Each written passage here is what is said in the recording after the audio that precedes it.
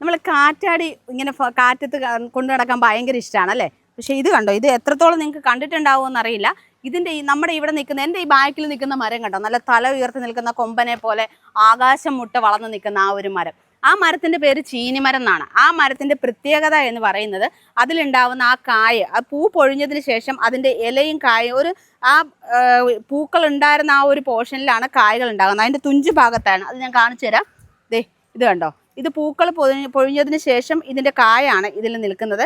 ഈ കായാണ് ഇങ്ങനെ കാറ്റത്ത് പറന്ന് നടന്ന് നമ്മുടെ മഹാഗണിയുടെയൊക്കെ വിത്തുകൾ വിതരണം നടക്കുന്നത് പോലെയാണ് കാറ്റത്ത് ഇതിങ്ങനെ പറന്ന് നടന്ന് പല ഏരിയകളിലും പോയി പുതിയ പുതിയ പ്ലാന്റ്സുകൾ ഉണ്ടാക്കും. പക്ഷേ ഇതിങ്ങനെ പോകുന്നത് കാണാൻ നല്ല ഭംഗിയാണ്. ഇങ്ങനെ പമ്പരം കറങ്ങുന്ന പോലെ കറങ്ങിയാണ് താഴേക്ക് വീഴുന്നത്. നല്ല കാറ്റ് സമയമൊക്കെ ആകുമ്പോഴത്തേക്ക് ഇതൊന്ന് ഫുള്ള് ഇങ്ങനെ കുറേ ഇങ്ങനെ കൊഴിഞ്ഞു വീഴും. അപ്പോൾ ഭയങ്കര രസമാണ് അത് കാണാനായിട്ട്.